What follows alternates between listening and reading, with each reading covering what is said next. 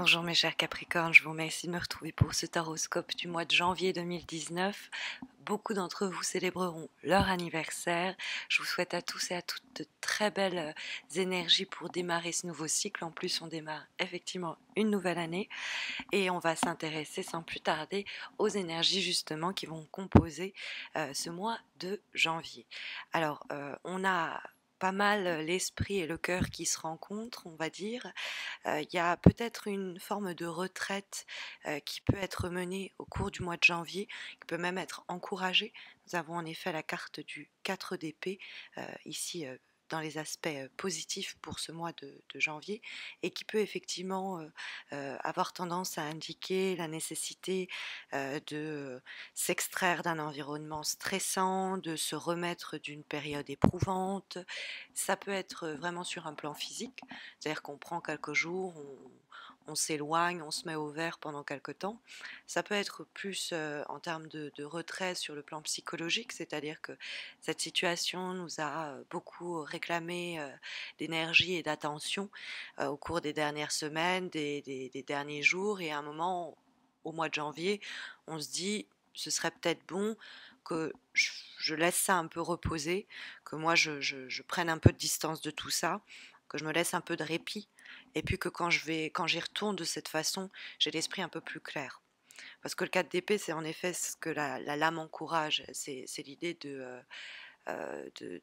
si on a été dans des disputes ou des discussions à n'en pas finir avec certains projets autour de certaines problématiques, avec le boulot, avec l'entourage, euh, peut-être qu'à un moment donné, il vaut mieux battre en retrait pour réfléchir à tout ça, histoire de ne pas se laisser convaincre parce qu'on est fatigué ou de ne pas laisser les choses nous filer entre les doigts, décider sans avoir pris le temps de réfléchir ou de céder par fatigue. Le 4 d'épée, en effet, il est souvent lié à une période où on va reprendre des forces. Il y a l'idée de régénération après des heures ou des périodes passées qui étaient douloureuses ou qui nous ont laissé exempts, complètement exténués, lessivés quoi, sur le carreau. Donc le 4 d'épée, on reprend des forces. Ça peut être vraiment quelque chose qui demande beaucoup de nos, nos facultés intellectuelles, qui nous demande d'être à tout temps l'esprit vif, présent, concentré, et que là on va s'accorder un moment de souffle pour justement voir les choses avec un peu de distance, de recul, et prendre les bonnes décisions en ce sens. Ça peut être quelque chose qui nous a pompé, vampirisé beaucoup d'énergie, et donc on va se remettre on va se remettre un petit peu de ces aventures, de ces émotions, et on va reprendre un peu de force par une période de pause. On va arrêter d'échanger avec cette personne, ou en tout cas à ce sujet. On était dans une période de burn-out, on va prendre un arrêt maladie ou des vacances.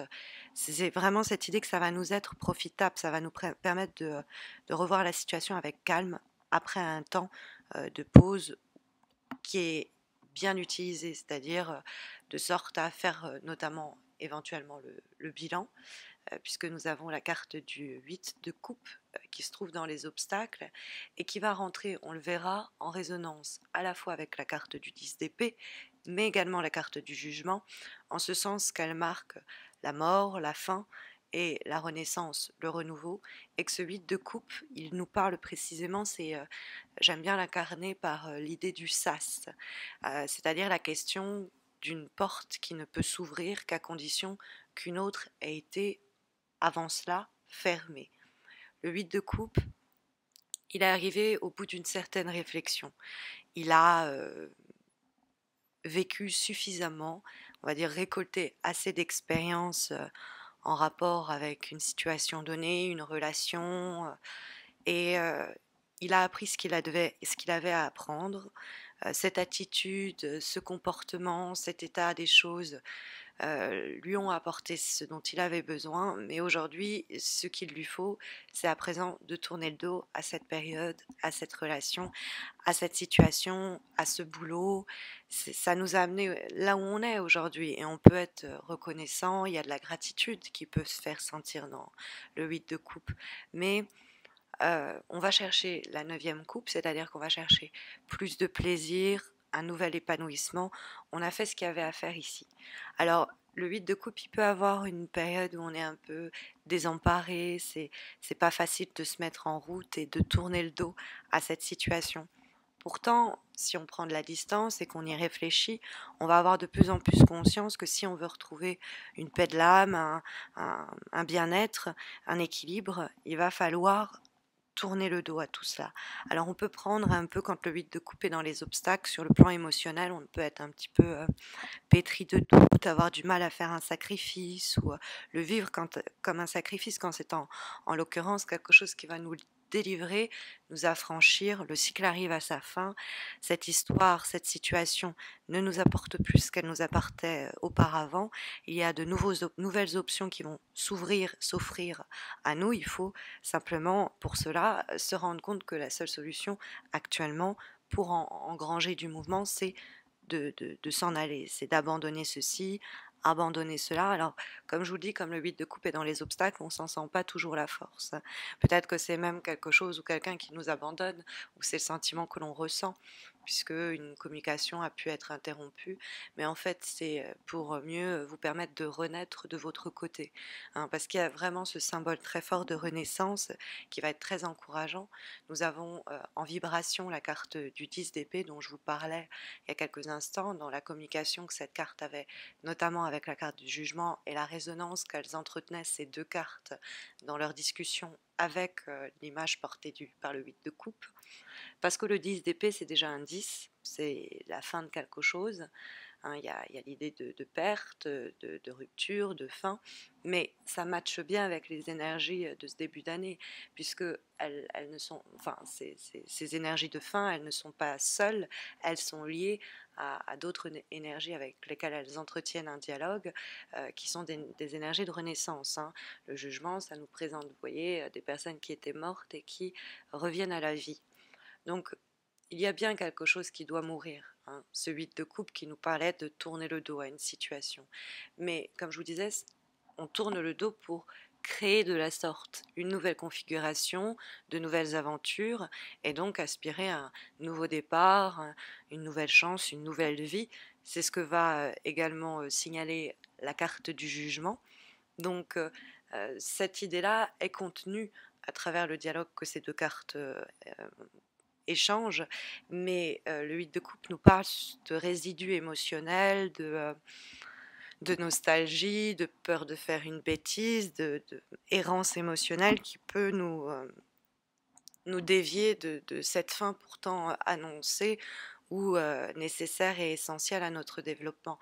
Peut-être la raison pour laquelle le 4 d'épée nous est conseillé pour de la sorte nous encourager à embrasser à la fois la fin, le 10 d'épée, hein, qu'on peut sentir comme une perte quelquefois, ce que peut signaler également le 8 de coupe, mais c'est l'idée que cette situation, cette histoire, elle est en cul-de-sac. Il y a une impasse, il y a quelque chose qui ne marche pas. Notre activité professionnelle n'est plus appropriée, on s'ennuie et les choses ne vont pas s'améliorer d'elles-mêmes, au contraire, elles peuvent être stagnantes, voire se dégrader. Et donc, le 10 d'épée, c'est accepter hein, que cette relation, même si ça faisait longtemps qu'on était amis, il n'y a plus rien à en sortir. On aimerait redresser la barre, hein, nous dit le 8 de coupe dans les obstacles, mais le 10 d'épée nous dit si cette personne nous a trahis, parce que des fois ça peut nous parler de ça, c'est si cette situation nous a fait somatiser, elle nous a rendu malades physiquement, hein, on en a développé de l'eczéma, vous voyez ce que je veux dire, si ça nous a impacté d'une façon ou d'une autre, si ça a créé une douleur, il est temps justement de couper les ponts, de tourner la page et de s'en défaire. Alors il peut y avoir des larmes, des angoisses, ou il peut également avoir des doutes, la peur de la fin, quoi. Mais c'est en vue d'une guérison. C'est ce qu'il faut garder en tête. Il ne faut pas avoir peur de terminer ce chapitre, puisque ça ouvre à un renouveau. le jugement bien aspecté, ça peut être aussi en relation avec une personne ou une situation qui était restée un peu dans l'inertie, dans le silence, et parce que c'était une histoire qui devait se terminer comme ça, et ça offre un nouveau départ, ça offre un renouveau. Cette personne avec qui on n'avait pas échangé, communiqué depuis des années, elle revient pour enterrer la hache de guerre. C'est éventuellement possible. Mais je vais avoir tendance à me dire que ces énergies, elles prennent place au mois de janvier. Donc le jugement, c'est le changement vers lequel sont tournées les trois cartes précédentes.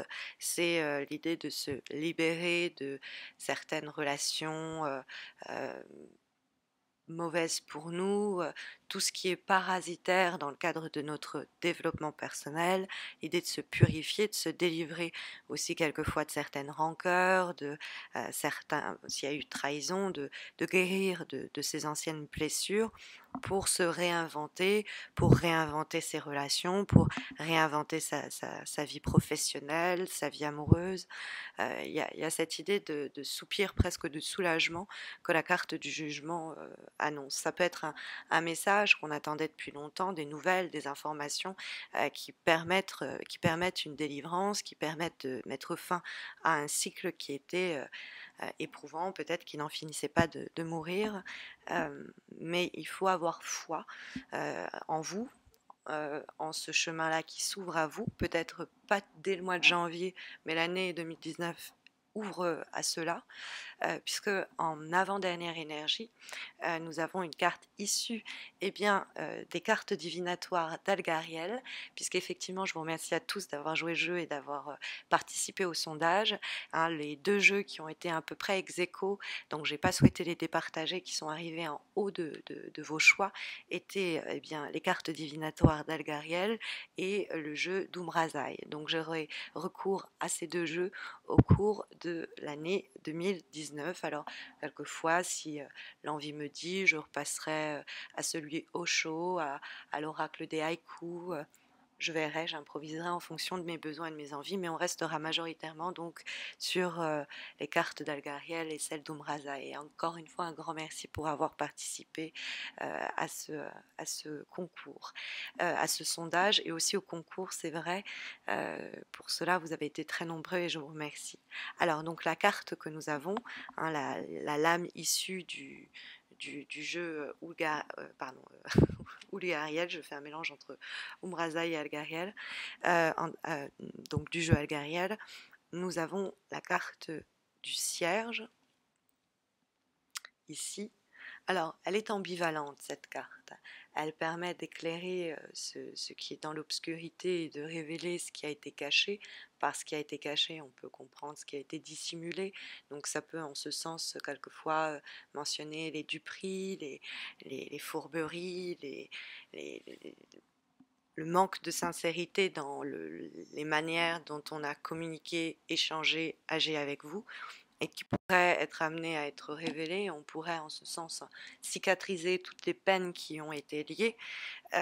C'est aussi rester attentif et de, on va dire, rester sur sa garde, pourrait conseiller la carte du cierge, hein, tant que les choses n'ont pas été révélées, clairement dites et énoncées, rester méfiante. Mais c'est vrai que cette carte, elle nous parle de tout ce qui a tendance à avoir des apparences trompeuses, qui n'ont pas été clairement exprimées. Il y a une partie aussi de révélation qui entoure la carte du cierge, qui fait effet de résonance, qui entre en résonance avec la carte du jugement.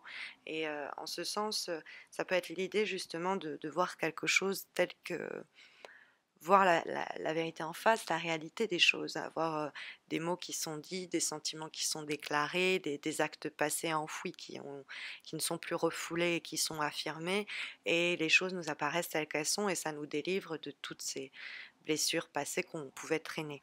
Mais il y a donc cette idée avoir été aveuglé, et on retrouve la vue, entre guillemets.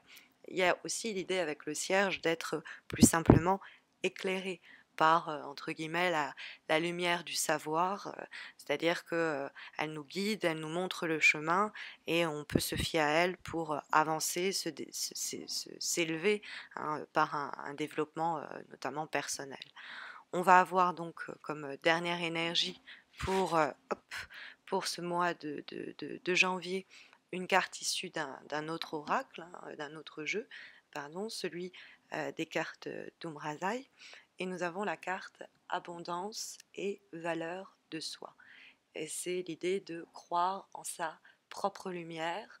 Donc ça peut être vraiment une énergie qui vous est conseillée, un conseil pour l'année dans sa globalité, d'avoir confiance en ses capacités, en son chemin, en ses aussi aptitudes à se réinventer, à recréer son environnement, son chemin professionnel.